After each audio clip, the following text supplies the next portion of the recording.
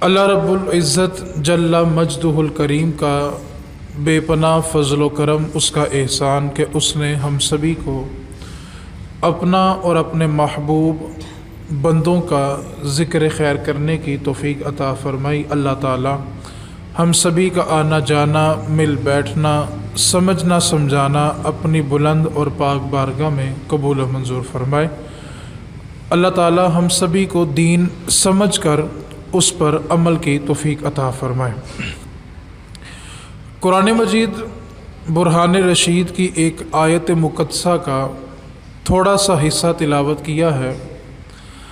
اللہ رب العزت نے ارشاد فرمایا کہ ان اللہ اشتری من المؤمنین، اللہ تعالیٰ نے مؤمنین سے خرید لیا ہے، یعنی اللہ تعالیٰ خریدنے والا ہے اور مومن لوگ بیچنے والے ہیں۔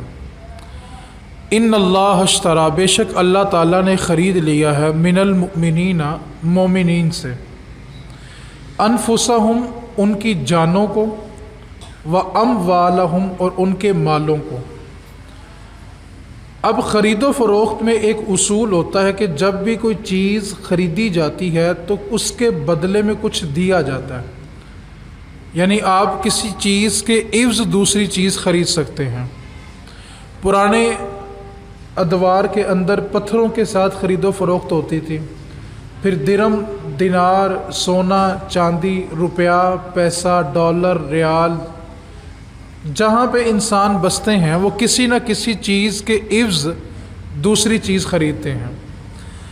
اب اللہ رب العزت نے بھی یہاں مومنین سے ان کی جانیں بھی خرید لی ہیں، ان کے مال بھی خرید لیے ہیں، تو اللہ نے بدلے میں دیا کیا؟ اللہ فرماتا ہے بِأَنَّ لَهُمُ الْجَنَّةَ، اللہ جنت کے بدلے مومنین سے ان کی جانیں خرید رہا ہے، اللہ نے بدلے میں ان کو جنت دی ہے۔ اب اس آیت مقدسہ کے اندر واضح طور پر ایک اشارہ ہے کہ اللہ تعالیٰ نے مومنین سے ان کی جانیں خرید لی ہیں، اور بندہ جو چیز بیچ دیتا ہے اس کا وہ مالک نہیں ہوتا، یعنی میں نے اگر اپنی ملکیت کی کوئی چیز بیچ دی ہے تو بیچنے کے بعد اس پر میرا اختیار، پھر بولیں ذرا، کوئی بھی انسان کوئی چیز بیچ دے تو بیچنے کے بعد اس کا اختیار۔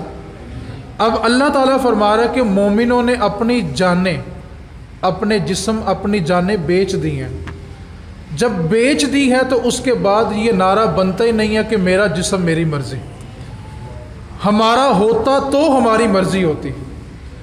اور یہاں پر ایک تجزیہ نگار ہے، اس نے ایک بڑی خوبصورت بات لکھی ہے۔ اس نے کہا اگر ہمارا جسم ہمارا مرضی ہوتا نا، ہماری مرضی ہوتی، تو ہر بندہ اپنے مطابق اپنے آپ کو رکھتا، جیسا وہ چاہتا بندہ ویسا ہوتا۔ ہم لاکھ چاہنے کے باوجود بھی ویسے نہیں بن پاتے جیسا ہم اپنے آپ کو چاہتے ہیں۔ ہم چاہتے ہیں کہ ہم ایسے دکھیں، لیکن لاکھ جتن کرنے کے باوجود بھی ہم ویسے لاکھ جتن کریں، اچھی طرح تیار ہوں، تو پھر بھی بار بار شیشہ دیکھنا پڑتا ہے کہ میں لگ کیسا رہا ہوں۔ یار اگر ہماری مرضی ہوتی تو ہم اپنے آپ کو ویسا بنا لیتے جیسا ہم۔ تو یہ آیت واضح طور پر اشارہ کر رہی ہے کہ جسم بھی اللہ کا ہے، مرضی بھی اللہ کی چلے گی۔ یہ عقیدہ، یہ نعرہ، یہ پلے کارڈ بنیادی طور پہ غلط نظریہ ہے کہ میرا جسم میری مرضی۔ اللہ تعالیٰ فرما رہا ہے کہ میں نے مومنین سے خرید لی ہیں ان کی جانیں، اور بندہ جو چیز بیچ دیتا ہے بیچنے کے بعد اس کا اختیار ختم ہو جاتا ہے۔ اس واسطے اس جسم کا، اس جان کا، ہمارے سب کچھ کا مالک ہمارا رب ہے، تو جو مالک ہوتا ہے مرضی اس کی چلتی ہے۔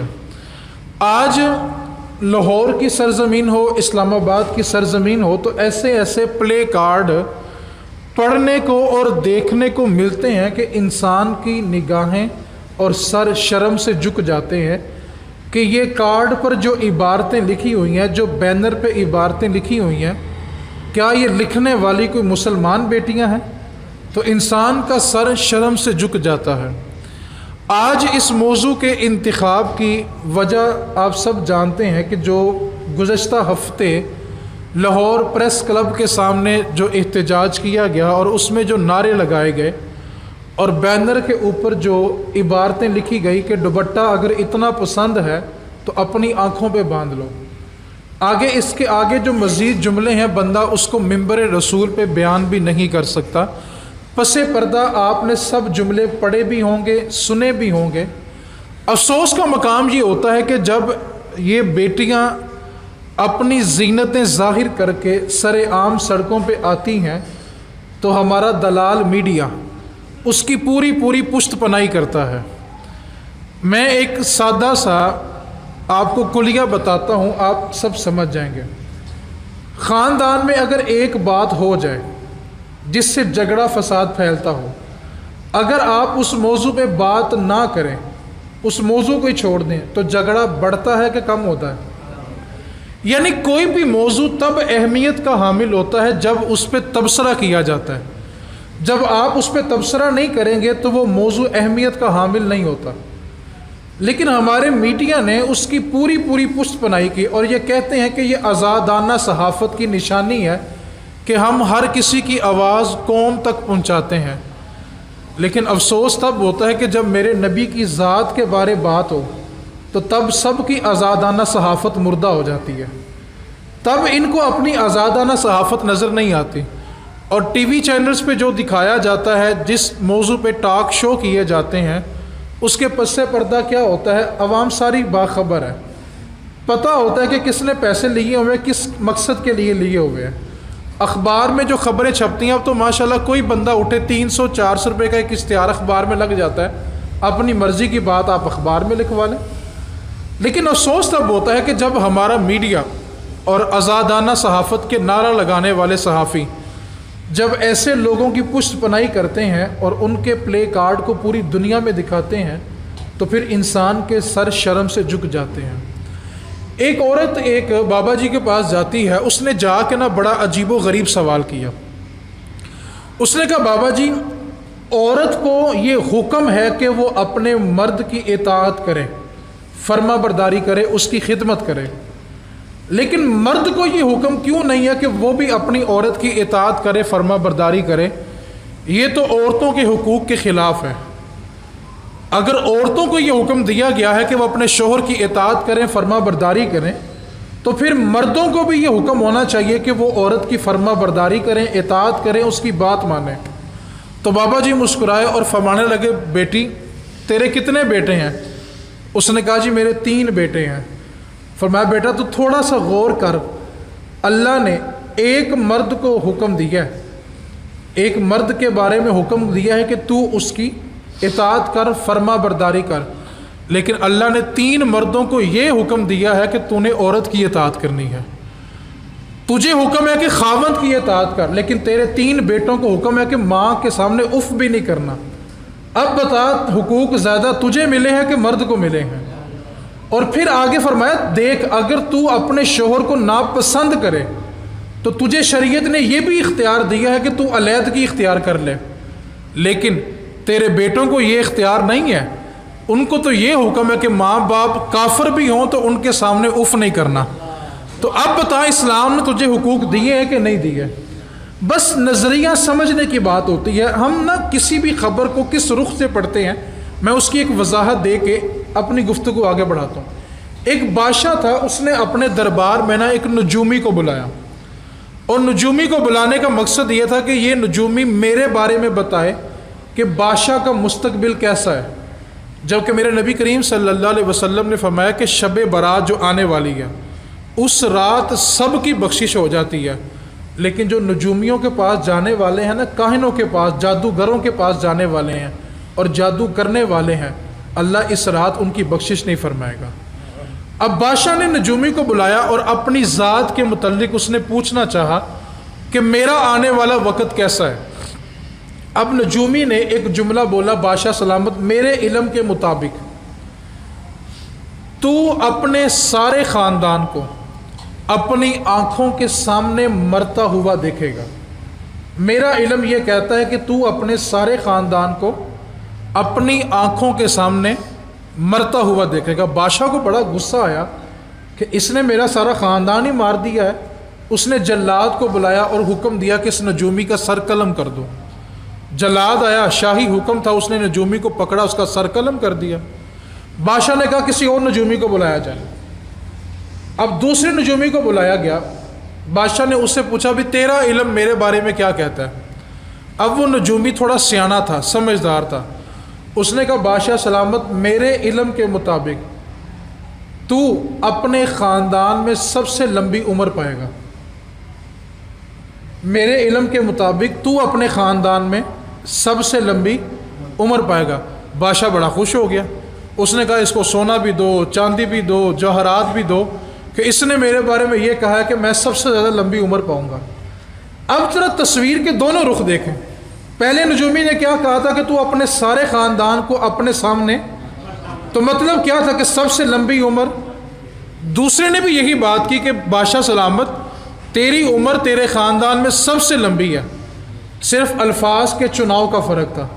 پہلے نے الفاظ کا انتخاب اچھا نہیں کیا تو اس کو اپنی جان دینی پڑی، دوسرے نے اپنے الفاظ کا چناؤ اچھا کیا تو اس کو انعام و اکرام سے نوازا گیا۔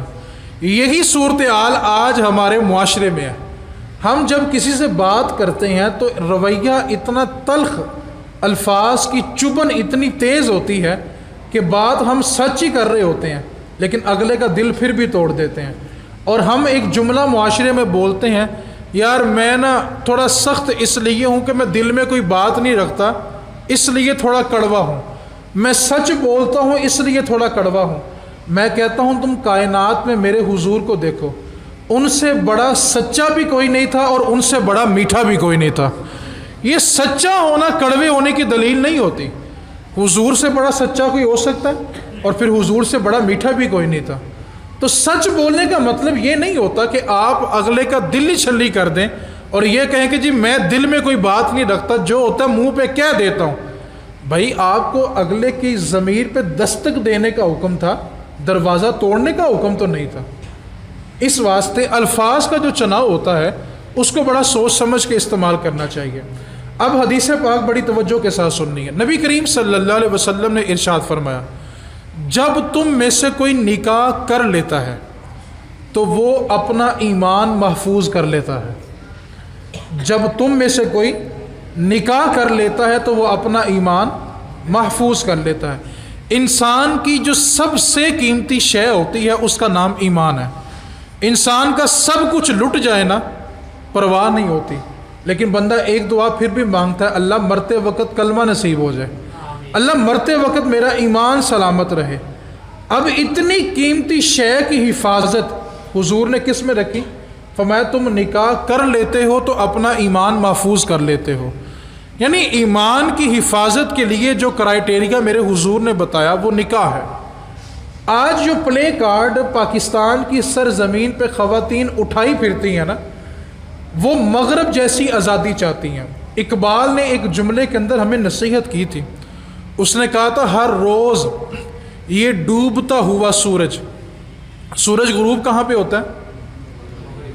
مشرق سے نکلتا ہے۔ اور اب اقبال کا شعر سنیں، اقبال کہتا ہے ہر روز یہ ڈوبتا ہوا سورج ہمیں پیغام دیتا ہے، ہر روز یہ ڈوبتا ہوا سورج ہمیں پیغام دیتا ہے کہ مغرب کی طرف جاؤ گے تو ڈوب جاؤ گے۔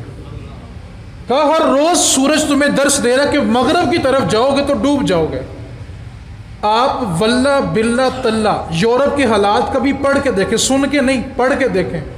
واللہ باللہ تاللہ میں قسم کھا کے بات کہہ رہا ہوں، یورپ اپنے حالات بدلنا چاہتا ہے، وہ اس کلچر سے باہر آنا چاہتا ہے۔ جس کلچر کی طرف مسلمان بھاگ کے جا رہے ہیں نا، یورپ اس کلچر سے باہر آنا چاہتا ہے۔ مغرب اپنے آپ سے تنگ آ چکا ہے۔ آپ دیکھتے نہیں دن بہ دن جو یورپ کنٹریز ہیں وہ تباہ کیوں ہو رہی ہیں؟ وہ اپنے کلچر سے تنگ آ چکی ہیں۔ آپ تھوڑی سی توجہ کریں کہ آج مسلمانوں کی نسلیں جس کلچر کی طرف جانا چاہ رہی ہیں نا، ان کا جوانی کا جو دور ہوتا ہے وہ تھوڑا روشن ہو سکتا ہے، عیاشی میں گزر سکتا ہے، لیکن آپ تھوڑی سی توجہ آگے بھی کر لینا، جب ان کے سر پہ سفید بال آتے ہیں تو ماں باپ اولڈ ہاؤس میں ہوتے ہیں۔ تیرا بڑھاپا صرف محفوظ کیا ہے تو اسلام نے کیا ہے، اور اسلام نے کس قدر محفوظ کیا ہے؟ اللہ قرآن میں کیا فرماتا ہے؟ اف ولا تنہرہما، ماں باپ کے سامنے اف بھی نہیں کرنا۔ اب اس کی تفسیر پڑھ کے دیکھیں کہ ماں باپ کی عزت کیا ہے، ماں باپ کا بڑھاپا اسلام نے کس طرح محفوظ کیا ہے۔ امام فخر الدین رازی فرماتے ہیں کہ ماں باپ اتنے بوڑھے ہو جائیں، اتنے ضعیف ہو جائیں کہ وہ اٹھ کے باتھ روم تک بھی نہ جا سکے اور وہ بولو براز بستر پہ کر دیں، تو اسلام یہ کہتا ہے کہ اولاد کو اتنی بھی رخصت نہیں ہے کہ وہ ناک کے آگے کپڑا رکھ کے ماں باپ کی صفائی کرے۔ اگر اس نے ناک کے آگے کپڑا رکھا اور ماں باپ کی دل آزاری ہو گئی تو دین کہتا ہے کہ یہ ناک کے آگے کپڑا رکھنا بھی لفظ اف ہے۔ یار یہ اسلام نے حقوق دیے ہیں۔ آج جو نعرے لگا رہے ہیں کہ ہمیں اپنے حقوق چاہیے، وہ بیڑیا تھا نا، بیڑیا، وہ بکریوں کے لیے احتجاج کر رہا تھا کہ بکریوں کو پنجروں سے باہر نکالیں، بکریوں کو پنجروں سے۔ اب بکریوں نے بھی کہا کہ بیڑیا ہمارا بڑا خیر خواہ ہے، وہ تو ہمارے حقوق کے نعرے لگا رہا ہے، لیکن جب بکریاں پنجرے سے باہر آئی نا تو اسی بیڑیے نے ان کا شکار کر دیا۔ آج جو خواتین اپنے حقوق کے نعرے لگا رہی ہیں ان کو معلوم نہیں ہے کہ جب ہمیں یہ حقوق مل جائیں گے جیسے ہم چاہتی ہیں تو پھر ہمیں یہ بھی نہیں پتا ہوگا کہ یہ جو بیٹا جنم لے رہا ہے یہ کس باپ کا ہے۔ ہم کیوں مغرب کے کلچر کی طرف جا رہے ہیں جس سے مغرب خود پناہ مانگ رہا ہے؟ آج ہم ان کے کلچر کو اپنانا چاہتے ہیں جن کو یہ بھی نہیں پتا ہوتا کہ میری سگی ماں کون ہے، سگا باپ کون ہے۔ یہ اسلام نے پہچان دی ہے، اور اسلام اتنی حیا والا دین ہے۔ اگر آپ ایک مسئلہ تھوڑی توجہ کے ساتھ سمجھیں گے نا تو آپ کو محسوس ہوگا اسلام ہماری کتنی حفاظت کرتا ہے۔ اسلام کہتا ہے اگر ایک لڑکی ہندو ہے، عیسائی ہے، یہودی ہے، کسی بھی مذہب سے تعلق رکھتی ہے اور اس کے شوہر نے اس کو طلاق دے دی، یعنی صبح اس نے طلاق دی، شام کو وہ لڑکی مسلمان ہو گئی، اب سوال یہ پیدا ہوا کہ وہ اگلے دن مسلمان مرد سے نکاح کر سکتی ہے یا نہیں کر سکتی۔ میں سوال کو دوبارہ دہرا رہا ہوں، ایک لڑکی اسلام کے علاوہ کسی بھی مذہب سے تعلق رکھتی ہے، اس کے شوہر نے اس کو طلاق دی صبح کے وقت اور اللہ تعالیٰ نے کرم کیا وہ شام کو اگر مسلمان ہو جاتی ہے، تو اب سوال یہ پیدا ہوا کہ جب وہ اسلام میں داخل ہو گئی تو آیا وہ اگلے ہی دن مسلمان مرد سے نکاح کر سکتی ہے کہ نہیں کر سکتی؟ تو اسلام کہتا ہے کہ اس کے لیے پھر بھی عدت گزارنا واجب ہے۔ کیوں؟ ہو سکتا ہے کہ وہ اس وقت امید سے ہو، اور جب مسلمان مرد سے نکاح کرے تو بچہ اگر جنم لے تو وہ متشابہ نہ ہو، انسان اس کے بارے میں شک میں نہ پڑے کہ یہ پہلے مرد سے تھا کہ دوسرے مرد سے تھا۔ یار اسلام تو ہماری اتنی حفاظت کرتا ہے کہ تم 3 ماہ صبر کر لو پھر اس سے نکاح کرنا، تاکہ آنے والا جو بچہ ہے وہ سر اٹھا کے معاشرے میں جی سکے۔ اسلام ہماری اس قدر حفاظت کرتا ہے کہ وہ کافرہ کو بھی کہتا ہے کہ مسلمان ہو بھی گئی ہو نا لیکن تم پھر بھی عدت گزارو، کیونکہ مسلمان کی جو نسل ہے اس کی حفاظت کرنی ہے۔ لیکن آج جس کلچر کی طرف ہمیں دھکیلا جا رہا ہے، اسلام کے اندر جو 4 رشتے ہیں نا، 4 رشتے، ان کی بڑی عزت ہے، ماں کی، بہن کی، بیٹی کی اور بیوی کی، اور میرے حضور نے ان 4 کی عزت کر کے بتایا کہ یوں عزت کرنی ہے۔ پہلا رشتہ جو ماں کا ہوتا ہے، توجہ سے سننی ہے، ماں کو کتنا مرتبہ دیا۔ آج جو نعرے لگا رہی ہے نا کہ ہمیں ہمارے حقوق ملنے چاہیے، میرا جسم ہے، میری مرضی ہے، وہ تھوڑا سا ماضی میں جا کے دیکھیں، یہی بیٹی ہوتی تھی، زندہ ہوتی تھی، اور بھائی ہاتھوں میں اٹھا کے جا کے کنویں میں پھینک دیتا تھا کہ کل کو میرا کوئی بہنوئی نہ لگے۔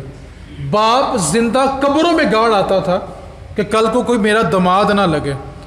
تجھے تو زندگی بھی دی ہے تو میرے حضور نے دی ہے، اور آج اسی دین کے اوپر چلنے کے باوجود تم یہ کہو کہ میرا جسم میری مرضی۔ اور پھر ماں کو کتنی عزت دی کہ جب حضور کا آمد کا دور نہیں تھا نا، زمانہ جاہلیت تھا، عکاس کا ایک میلہ لگتا تھا عرب کے اندر، اس میلے کے اندر 3 سگے بھائیوں نے کتنے اپنی ماں کے گلے میں پٹا ڈالا اور عکاس کے میلے میں لا کے اپنی سگی ماں کو بیچ دیا، اور 3 بیٹوں نے پیسے برابر تقسیم کر لیے۔ یہ وہ دور تھا جب حضور نہیں تھے۔ پھر جب میرے حضور تشریف لائے نا تو اسی ماں کو کیا عزت دی کہ 7 آسمانوں کے اوپر جو جنت تھی نا اس کو اٹھایا اور ماں کے قدموں کے نیچے رکھ دیا۔ پھر کوئی کہے کہ ہمیں حقوق نہیں ملے، اور بھائی تمہیں ایک مرد کی اطاعت کا حکم ہے کہ شوہر کی اطاعت کرو، لیکن اگر تیرے 7 بیٹے بھی ہیں نا تو 7 مردوں کو یہ حکم ہے کہ اپنی ماں کی اطاعت کرو۔ آپ کہتے ہو کہ ہمیں آزادی چاہیے، آپ اسلام کا انصاف تو دیکھیں نا کہ ماں وہ رشتہ ہے۔ میرے حضور ایک دن اپنے حجرے سے تشریف لائے، مصلی رسول پہ کھڑے ہوئے عشاء کی نماز پڑھانے کے لیے، تکبیر پڑھ دی اور صحابہ نے نا اپنا رخ انور صحابہ کی طرف کیا، جیسے امام کھڑا ہو اور مڑ کے مقتدیوں کی طرف دیکھے۔ جب حضور صحابہ کی طرف مڑے نا تو حضور کی آنکھوں سے چھما چھم آنسو نازل ہو گئے۔ حضور نے زاروں قطار رونا شروع کر دیا۔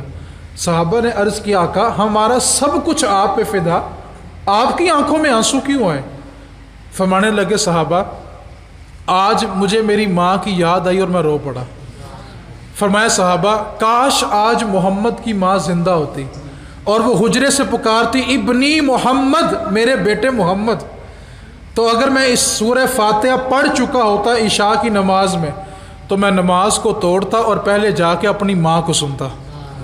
یار میرے حضور نے تو ماں کو یہ مرتبہ دیا، اور پھر جب یہی عورت بیٹی کے روپ میں آتی ہے اور سیدہ فاطمہ زہرا کی صورت میں آتی ہے، اور جب سیدہ پاک تشریف لاتی ہیں تو حضور اپنی نشست سے کھڑے ہوتے ہیں، اپنی بیٹی کے ہاتھوں پہ بوسہ دیتے ہیں۔ یہ وہ دور تھا جب سگا باپ بیٹی کنویں میں پھینک آتا تھا۔ اس دور میں میرے حضور نے فرمایا سنو فاطمہ محمد کے جگر کا ٹکڑا ہے۔ یار میرے حضور نے تو عزت یوں دی۔ تیسرا رشتہ بہن کا آتا ہے۔ حضور کی رضائی بہن ہے حضرت شیمہ، جنہوں نے حلیمہ سعدیہ کا دودھ پیا ہے، اور حضور نے بھی حلیمہ سعدیہ کا دودھ پیا۔ حضور کا سگا بھائی بھی کوئی نہیں ہے، سگی بہن بھی کوئی نہیں ہے، یہ حضور کی رضائی بہن ہے۔ میں وہ حدیث مختصر صرف مفہوم بیان کرتا ہوں۔ حضور نے صحابہ کو بھیجا ایک قبیلے کے ساتھ جنگ لڑنے کے لیے، اور جس قبیلے کے ساتھ جنگ لڑنے کے لیے بھیجا تھا نا وہ حضرت شیمہ آپ کی رضائی بہن کا قبیلہ تھا۔ اللہ تعالیٰ نے مسلمانوں کو فتح دی اور کچھ لوگ قیدی ہوئے اور صحابہ ان کو مسجد نبوی میں لے آئے۔ اب حضرت شیمہ کے قبیلے والوں نے کہا کہ بھئی ہم چندہ جمع کرتے ہیں اور مسلمانوں کو فدیہ دیتے ہیں اور اپنے بندے چھڑا لاتے ہیں۔ اب چندہ جمع کرنے کی باری آئی تو سب گھروں پہ تقسیم ہوا کہ سب گھر والے اتنے اتنے پیسے دیں اور ہم فدیہ دے کے اپنے بندوں کو چھڑا لاتے ہیں۔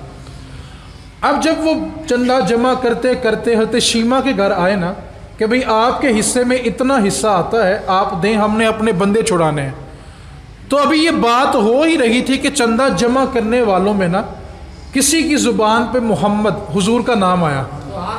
تو حضرت شیمہ نے پوچھا کہ بھئی بتاؤ تمہارے قیدی پکڑے کس نے ہیں؟ تو بندہ کہنے لگا وہ جو مسلمانوں کے نبی ہیں نا محمد صلی اللہ علیہ وسلم، ہمارے قیدی انہوں نے پکڑے ہیں۔ آپ نے فرمایا کہ تم چندہ جمع کرنا بند کرو، شیمہ تمہارے قیدی لے کے آئے گی۔ انہوں نے کہا ہم جنگ ہارے ہیں، ہمارے بندے قیدی ہوئے ہیں، جب تک فدیہ نہیں دیں گے بندے کیسے چھوٹیں گے؟ آپ نے فرمایا کہ تمہیں کہا ہے نا کہ تم چندہ جمع کرنا بند کرو، قیدی میں لے کے آؤں گی۔ حضرت شیمہ نے سواری لی اور مدینے میں آئی۔ اب یہ وہ دور تو نہیں تھا کہ مکہ کا دور ہو، کوئی اوجڑیاں پھینکے، کوئی کانٹے بچھائے، کوئی طائف میں پتھر مارے۔ یہ تو مدینے کی ریاستی صحابہ ننگی تلواریں لے کے کھڑے تھے۔ 2 تلواروں نے یوں حضرت شیمہ کا رستہ روکا۔ آپ نے فرمایا راستہ کیوں روکتے، تم جانتے نہیں میں تمہارے محمد کی بہن لگتی ہوں؟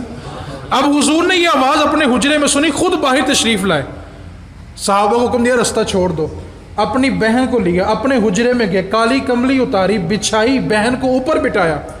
باتیں کی بڑی طویل تھی، میں صرف مفہوم سنانے لگا۔ جب ساری باتیں ہوگی تو پوچھا بہن آج کیسے دل کر پڑا؟ کہنے لگی بھائی، بہنوں کے بھی بڑے مان ہوتے ہیں نا۔ کہنے لگی بھائی میں نے سنا ہے تو نے ہمارے قبیلے کے کچھ لوگ پکڑے ہوئے ہیں، تم ان کو چھوڑ نہیں دیتے؟ تو میرے حضور کی ایک حکمت عملی ہوتی تھی، ایک اصول تھا کہ جنگی فیصلہ حضور کبھی اکیلے نہیں کرتے تھے، جب تک صحابہ سے مشورہ نہیں کر لیتے تھے۔ حضور نے جب یہ سنا نا کہ بہن نے کہا بھائی تم قیدی چھوڑ نہیں دیتے، تو میرے حضور نے جو جملہ ارشاد فرمایا نا آج کی بہن وہ سنے، یہ حقوق اسلام نے اس کو دیے ہیں۔ میرے نبی نے فرمایا بہن تم خود کیوں آئی ہو، تم پیغام بیچ دیتی محمد تمہارے قیدیوں کو ویسے ہی چھوڑ دیتا۔ باہر آئے اور صحابہ کو جمع کیا اور فرمایا سنو میں نے آج تک جنگی فیصلہ اکیلا نہیں کیا، لیکن آج میرے در پہ میری بہن آئی تھی اور میں نے تم سے پوچھے بغیر سارے قیدی چھوڑ دیے ہیں۔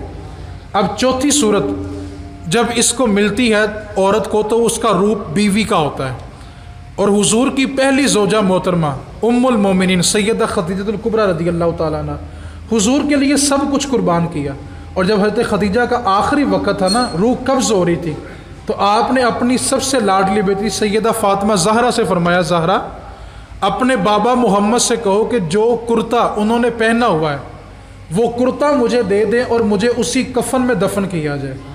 تو حضور نے جو بیوی کا حق اور بیوی سے وفا کے لیے جملہ بولا نا، آج سنو تو صحیح، تم کیوں کہتی ہو کہ میرا جسم میری مرضی؟ حضور کا دین پڑھو تو صحیح۔ حضور نے فرمایا، فاطمہ اگر آج خدیجہ مجھ سے میری جلد بھی مانگتی نا تو محمد اپنی جلد اتار کے بھی خدیجہ کو دے دیتا۔ اسلام نے ہمیں یہ بخشا ہے، آج ہم اسلام کو پس پشت ڈالیں اور یہ نعرے لگائیں کہ میرا جسم میری مرضی۔ تو قرآن کہتا ہے کہ اللہ نے مومنوں سے ان کی جانیں بھی خرید لی ہیں، ان کا مال بھی خرید لیا ہے، اور بدلے میں مومنوں کو جنت عطا فرمائی ہے۔ تو بندہ جو چیز بیچ دیتا ہے اس پہ اس کا اختیار ہے، اور مومن اپنا جسم اپنی جان رب کو بیچ چکے ہیں۔ جب وہ ہم اس کے مالک ہی نہیں ہیں تو پھر ہم مرضی بھی ہماری، جسم بھی اللہ کا، مرضی بھی اللہ کی۔ اسلام کا تو نعرہ یہ ہے۔